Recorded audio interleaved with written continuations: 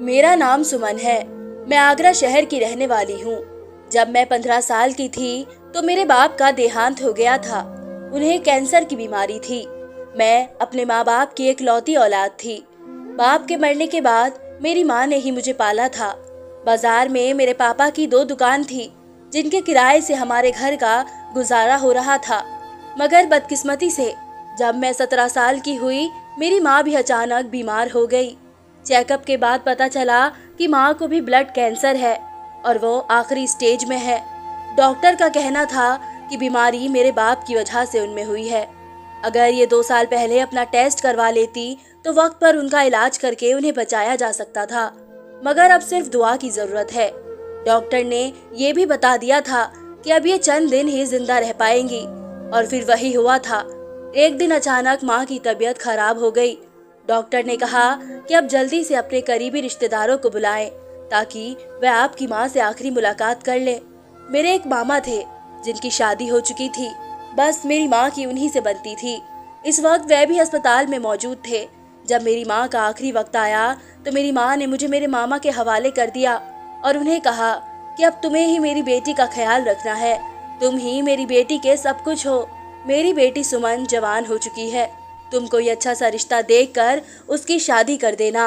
और मेरे मामा ने रोते हुए उन्हें तसल्ली दी थी। इसी रोज रात के वक्त मेरी माँ इस दुनिया से चली गई थी। मैं मामा के साथ उनके घर आ गई। मेरे मामा ने ही माँ का क्रियाक्रम किया था। मेरे मामा के 2 बच्चे थे और मेरी मामी भी अभी जवान थी। मामा ने अपनी बीवी से कहा कि अब सुमन हमारे साथ रहेगी, मगर मेरी मामी इस बात पर राजी नहीं हुई थी। उनका कहना था कि हम किसी की जवान बच्ची का बोझ क्यों उठाए। मेरे मामा ने कहा था कि अब मैं इसको सड़क पर तो नहीं फेंक सकता। उन्होंने ये कहकर तसल्ली दी कि तुम सुमन से सारे घर के काम करवाया करना, ये तुम्हारे हर काम में मदद करेगी। फिर मुझे मामा ने ये भी कहा कि बेटा, इस घर में इतने काम नहीं है। मैंने वह बात तुम्हारी मामी से इसलिए कही है ताकि वह तुम्हें इस घर में रहने दे और तुमसे कोई झगड़ा ना हो। मैंने कहा मामा, मैं इस घर में रहूंगी तो फिर पूरा दिन क्या करूंगी। अच्छी बात है, अगर काम कर लूंगी तो मेरा भी वक्त गुजर जाएगा। मैं इस घर में रहने लगी थी, लेकिन मेरी मामी मुझे घर के सारे काम करवाती और मुझे ताने भी दिया करती थी और गुस्सा भी मुझ पर ही निकाला करती। हर वक्त यही कहती कि ये तो बहुत खूबसूरत लड़की है। आजकल तो ऐसी लड़कियों ने सारे मोहल्ले को अपने पीछे लगाया होता है। मैं उनकी बात का कोई जवाब न देती। यहाँ पर एक छोटा सा चौक बना हुआ था जहाँ पर हमेशा जवान लड़के खड़े हुआ करते थे। कोई सिगरेट पी रहा होता तो कोई लड़कियों को देखकर बातें करता। उनको वहाँ से हटाने की बड़ी कोशिश की गई थी, लेकिन वो वहाँ से हटते नहीं थे। असल वजह ये थी कि इस चौक में खाने पीने की दुकान भी थी, इसलिए यहाँ हमेशा भीड़ लगी रहती थी। हमारा मसला ये था कि हमारा घर इसी चौक के सामने था और हमारी खिड़कियाँ इस चौक की तरफ ही खुला करती थी। गर्मियों में भी हम खिड़की नहीं खोला करते थे क्योंकि सामने कोई न कोई खड़ा होता था। एक दिन सुबह दूध देने वाला आया तो मैं जाग रही थी। वैसे तो मामा ये सब काम किया करते थे, लेकिन शायद उनकी तबीयत खराब थी, वह सो रहे थे। मैं बर्तन लेकर बाहर चली गई और मैंने जाकर दूध ले लिया। दूध वाले ने मुझे कहा कि आप कौन हैं? आपको पहले नहीं देखा। दूध वाला भी नौजवान ही था। मैंने कहा कि मैं भी इस घर में रहती हूँ। वह मुझे अजीब सी नजरों से देखने लगा। उसने कहा कि एक बात कहूँ, बुरा तो नहीं मानोगी? मैंने कहा जी बताइए। तब उसने कहा कि आप बहुत ज्यादा खूबसूरत है। अभी मैंने इस बात को अनसुना कर ही दिया था कि मेरी मामी वहाँ पर आ गई। उन्होंने मुझे दूध वाले के सामने डांटना शुरू कर दिया और कहा कि मुझे पता था तू बड़ी चालबाज लड़की है। मैं भाग कर अंदर आ गई। थोड़ी देर के बाद मामी ने ये बात मेरे मामा को बता दी। कहा कि आपकी चहेती सुबह सुबह अपने रंग रूप दिखाने के लिए दूध वाले के साथ बातें कर रही थी और वो खड़ा होकर उसकी तारीफ कर रहा था। मैंने कहा कि मामी, ऐसी कोई बात नहीं है। मामी को गलत फहमी हुई है। मेरी मामी का कहना था कि बकवास ना करो, मैं सब जानती हूँ। मेरे मामा सर पकड़कर बैठ गए। उनको समझ नहीं आता था कि वह क्या करे। आज तो उन्होंने मुझे भी सख्ती से कहा कि आइंदा इस तरह कुछ हुआ तो मुझसे बुरा कोई नहीं होगा। तुम्हें बाहर जाने की जरूरत नहीं है। मैं पूरा दिन यही सोचती रही कि सब में मेरी क्या गलती थी। क्या खूबसूरत होना मेरी गलती थी? मेरी जिंदगी इसी तरह गुजर रही थी। तो मामा भी मुझे हर बात पर डांट दिया करते थे। शायद वह मामी को खुश करने के लिए ऐसा क्या करते थे, लेकिन ये सब होने के बावजूद भी मेरी मामी की नफरत खत्म नहीं हो रही थी और वह बार बार यही कहा करती थी कि यह सही लड़की नहीं है, इसको घर से निकाल दो, उसने लोगों के साथ चक्कर चला रखे हैं। मेरी मामी तो मेरी दुश्मन हो गई थी। आजकल हमारे मोहल्ले में एक बात फैली हुई थी। इस मोहल्ले के किसी लड़की के साथ किसी ने बहुत बुरा किया था, लेकिन वह लड़की कोई आम लड़की नहीं थी, बल्कि बहुत बड़े खानदान की बेटी थी। इसलिए ये केस पुलिस में चला गया था और मोहल्ले के आवारा लड़कों को पकड़कर छानबीन चल रही थी कि इस लड़की के साथ किसने बुरा किया है। और मुझे ये बात भी मेरी मामी की जुबान से ही पता चली थी। लड़की वाले बहुत ज्यादा अमीर थे। उनका कहना था कि इस मोहल्ले की सारी लड़कियां ही हमारी बेटियों की तरह है और अगर हमारी बेटी के साथ ऐसा हुआ है तो कल किसी और की बेटी के साथ ऐसा हो सकता है। इसलिए इस मुजरिम को पकड़ना बहुत ज्यादा जरूरी है। और फिर एक हफ्ते के अंदर ही वह मुजरिम पकड़ा भी गया था। वह लड़का उनका ही कोई रिश्तेदार था जो इसी मोहल्ले में रहता था। एक दिन मेरी मामी ने मुझे उल्टी सीधी बातें सुनाना शुरू कर दिया। आज मेरे हाथ से गिलास टूट गया था। उन्होंने कहा कि तू अपने आप को बड़ा नाजुक समझती है, तुझे अपनी खूबसूरती पर बड़ा गुरूर है ना, मैं तुझे इस घर से निकलवा के ही रहूंगी। वह मुझे लगातार डांट रही थी। मैंने उनको कह दिया कि अगर आप मुझे यहाँ से निकालना चाहती हैं तो फिर निकलवा दीजिए। अपने पति के आगे तो आपकी चलती नहीं है, बस मुझे ही बातें सुनाती रहती हैं। अगर मुझे यहाँ से निकाल देंगी तो मेरा कहीं और इंतजाम हो जाएगा। दुनिया बहुत बड़ी है, आपकी बिना वजह की नफरत मेरी जान ही ले लेगी। आखिर मैंने आपका क्या बिगाड़ा है? पूरा दिन गधों की तरह आपके घर के काम करती हूँ। मैं तो आज इस तरह बोल रही थी कि जैसे मेरे अंदर अब सब्र खत्म हो गया था। मैं अपनी मामी को शर्मिंदा नहीं करवाना चाहती थी। मैं उनके साथ झगड़ा नहीं कर रही थी, लेकिन उन्होंने इस बात को भी मेरी जुबान दराजी समझी। लेकिन अजीब बात ये थी कि रात को उन्होंने मामा से मेरी कोई शिकायत नहीं की। मुझे लगा कि शायद मामी के दिल में मेरे लिए जगह बन गई है। वह ये सोचने लगी है कि वह मुझे बिना वजह नफरत करके मेरे साथ गलत कर रही है। मैं तो यही चाहती थी कि वह मुझे अच्छा ना समझे, लेकिन कम से कम मुझे बातें तो ना सुनाया करे। मैंने ये भी सोचा कि मैं मामा से कहूंगी वह मेरी शादी कर दें ताकि मैं उनके घर से चली जाऊं, मगर मुझ में हिम्मत नहीं हुई थी कि अपनी शादी की बात खुद करूं। एक दिन मेरी तबीयत बहुत ज्यादा खराब थी, पता नहीं मुझे क्या हो रहा था। इस दिन मुझे बहुत नींद आ रही थी, मुझसे खड़ा भी नहीं हुआ जा रहा था और घर के बहुत सारे काम पड़े थे। मामा भी आज के दिन के लिए शहर से बाहर गए हुए थे। मैंने मामी को बता दिया कि मुझसे खड़ा नहीं हुआ जा रहा है और अभी रात का खाना भी बनाना है। उन्होंने कहा कि ठीक है, रात का खाना मैं बना लूंगी। वैसे भी तुम्हारे मामा ने तो घर आना नहीं, इतना काम नहीं है, तुम जाकर आराम करो, लेकिन सुबह जल्दी उठ जाना। मैंने कहा कि ठीक है, मैं ऐसा ही करूंगी। मैं बहुत खुश हुई थी। ये पहली बार था कि जब मामी ने मेरा एहसास किया था। मैं अपने कमरे में जाकर सुकून से सो गई और ऐसा सोई कि सुबह ही मेरी आँख खुली। मैं सुबह उठी और अपने कामों में लग गई। फिर एक हफ्ते बाद मेरी तबीयत अचानक से खराब रहने लगी। मुझे समझ नहीं आ रहा था कि मेरे साथ क्या हो रहा है। मुझे बहुत ज्यादा उल्टी आ रही थी, चक्कर भी आ रहे थे और कमजोरी भी हो रही थी। मामा भी मुझसे हैरान होकर देख रहे थे कि मुझे क्या हो गया है। जब मेरी तबीयत ज्यादा खराब हुई तो उन्होंने अपनी बीवी से कहा कि सुमन को डॉक्टर के पास लेकर जाओ, इसकी तबीयत खराब है।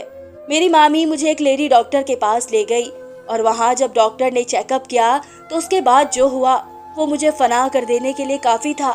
पूरे रास्ते में खामोश रही। जैसे ही हम घर पहुँचे तो मेरे मामा ने पूछा कि क्या हुआ है। सुमन को मेरी मामी ने चिल्लाते हुए कहा कि तुम्हारी ये लाडली माँ बनने वाली है। मुझे तो जब से डॉक्टर ने बात बताई थी मैं तो तब से हैरान थी कि कैसे हो सकता था। मेरा तो किसी के साथ कोई रिश्ता ही नहीं था। वह भी हैरान रह गए। अब मैं उन लोगों को क्या सफाई देती जब डॉक्टर ने कह दिया था कि मैं माँ बनने वाली हूँ। मैं किसी बुत की तरह खड़ी थी। मामा ने मेरी तरफ देखना, उन्होंने कहा कि क्या किया है तुमने। मैंने कहा कि मैंने कुछ नहीं किया है। मामा ने मुझे एक जोरदार थप्पड़ मारा था। मामी ने भी उनका साथ दिया था। मुझे बहुत बातें सुना दी गई। मेरे खून को गंदा कहा गया। न जाने क्या कुछ मैं सुनती रही और ये दिन भी गुजर गया। अगले दिन मामी ने मामिया से पूछा कि अब क्या करना है। उन्होंने कहा कि क्या कर सकते हैं, इस लड़की ने तो हमें कहीं का नहीं छोड़ा। मेरी मामी का कहना था कि किसी और का गुनाह मैं अपने घर में नहीं रखूंगी। इसने इसी मोहल्ले में किसी के साथ चक्कर चलाया होगा। इस इंसान को तलाश करो। और इसके साथ इसकी शादी कर दो। अब वही इसकी जिम्मेदारी लेगा। कल को ये बात किसी को पता चल गई तो क्या होगा? जल्दी से इस इंसान को तलाश करो। मेरे मामा का कहना था कि तुम तो बच्चों जैसी बातें करती हो। जिस लड़के ने भी ये हरकत की है अब वह आसानी से कहाँ मिलेगा। और दूसरा ये कि सुमन भी कुछ बताने को तैयार नहीं है। तब मेरी मामी ने कहा कि तुम ये सारा मामला मेरे ऊपर छोड़ दो, मैं चंद दिनों में इस घटिया इंसान को ढूंढ निकालूंगी। मेरे मामा ने अपना सर पकड़ा हुआ था। वो कहने लगे कि मैं बोलने के काबिल ही कहाँ रहा। इस लड़की ने तो मुझे बदनाम कर दिया है। मेरी मामी उन्हीं लोगों के घर चली गई जिनकी बेटी के साथ किसी ने बुरा किया था। उन्होंने मुजरिम को पकड़ लिया था। मेरी मामी ने उनके आगे ये सारा मसला बयान किया और कहा कि हम बहुत परेशान हैं। जैसा आप लोगों ने पुलिस की मदद के साथ अपनी बेटी के मुजरिम को पकड़ा था, हम पर रहम करें, हमारी मदद करें ताकि हम भी सुमन को इसके साथ ही विदा कर दे।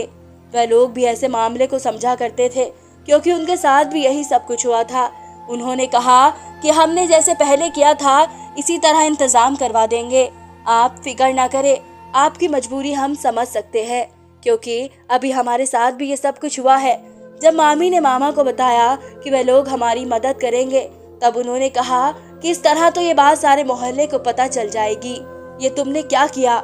मामी ने कहा कि पता चल जाए, चलने दो, मुझे कोई परवाह नहीं। वैसे भी पूरे मोहल्ले को ये भी पता है कि लड़की हमारी बेटी नहीं है, इसने अपने मरे हुए बाप की इज्जत खराब की है। मेरी हालत बहुत बुरी थी, मुझ पर हाथ भी उठाया जाता था। सारे मोहल्ले के आवारा लड़कों के एक बार फिर पुलिस पकड़ कर ले गई थी।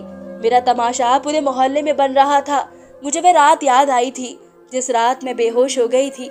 उस रात तो मेरे साथ कुछ भी नहीं हुआ था। मैं हर तरह से सोच रही थी, बार बार सोच रही थी, लेकिन मुझे कुछ याद नहीं आ रहा था। मैं माँ कैसे बन सकती थी? सब यही कह रहे थे, ये लड़की चरित्रहीन है, गुनाह करके अब अपने मुजरिम का नाम नहीं बता रही। मेरी मामी का कहना था कि जैसे ही उन्हें पता चलेगा मैंने किसी लड़के के साथ मुंह काला किया है, वह मुझसे कुछ नहीं कहेंगी, बल्कि मेरी शादी करके उसके साथ मुझे विदा कर देंगी।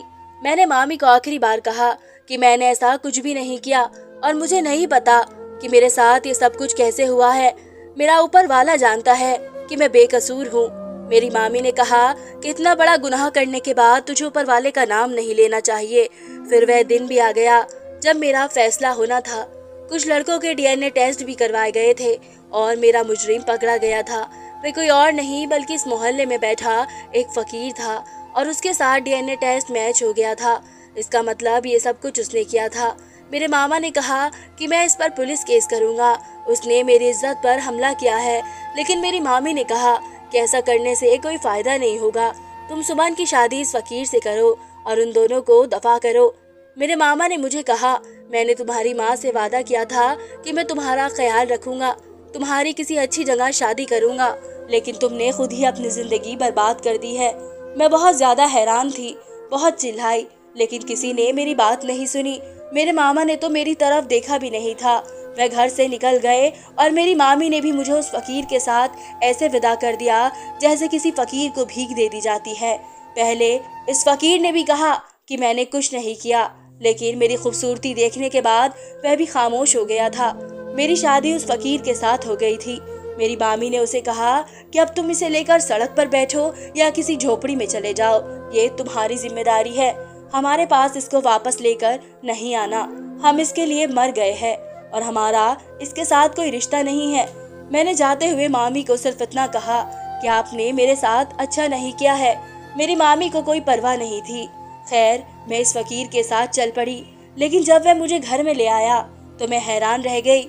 उसका घर तो काफी बड़ा था और साफ सुथरा था, और थोड़ी देर के बाद उसने ऐसी हरकतें की मेरे कदमों तले से जमीन निकल गई।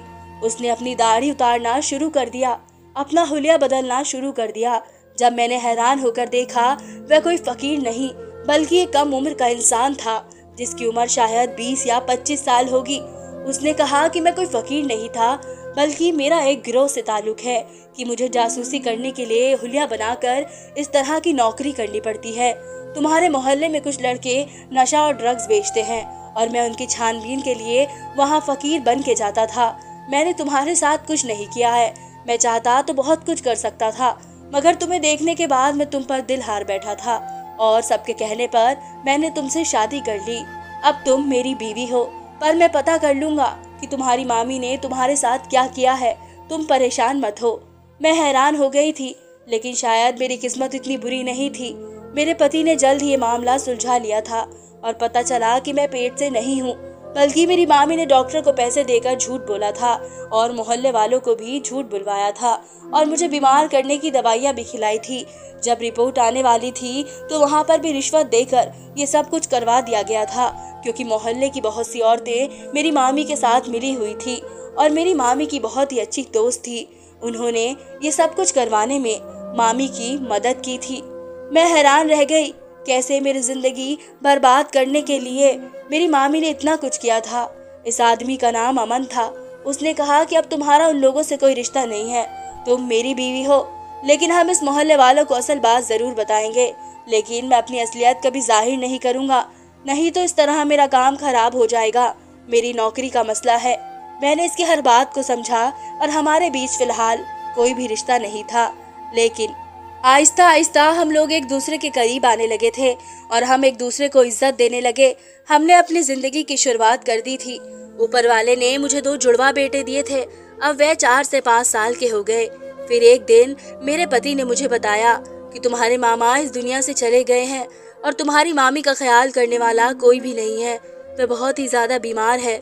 अगर तुम कहती हो तो हम उनसे मिलने के लिए चले जाते हैं। मैंने कहा कि मैं उनके पास नहीं जाऊंगी। उन्होंने मुझे बहुत दुख दिए हैं। मैंने अपने दिल को पक्का कर लिया था। मैंने अपने पति को कह दिया कि आइंदा उसका नाम भी मत लेना। आप किसी से नफरत करें, उसकी जिंदगी बर्बाद कर दे और इसकी कोई वजह भी ना हो, तो ऐसे इंसान के लिए अच्छाई करने का दिल ही नहीं करता। मगर मेरा पति कहता है कि तुम्हारी मामी के 2 बच्चे हैं और तुम्हारी मामी बहुत बीमार है। तुम्हारी जिंदगी तो संवर गई है। तुम मेरे साथ बहुत खुश हो, इसलिए अपनी मामी को माफ कर दो और उनके पास जाकर उनकी मदद करो। मगर मैंने उनकी बात नहीं मानी और अपनी मामी से माफी नहीं मांगी। अब हमें नहीं पता उनका क्या हाल है। आपको ये कहानी कैसी लगी, आप मुझे कमेंट सेक्शन में बता सकते हैं। धन्यवाद दोस्तों।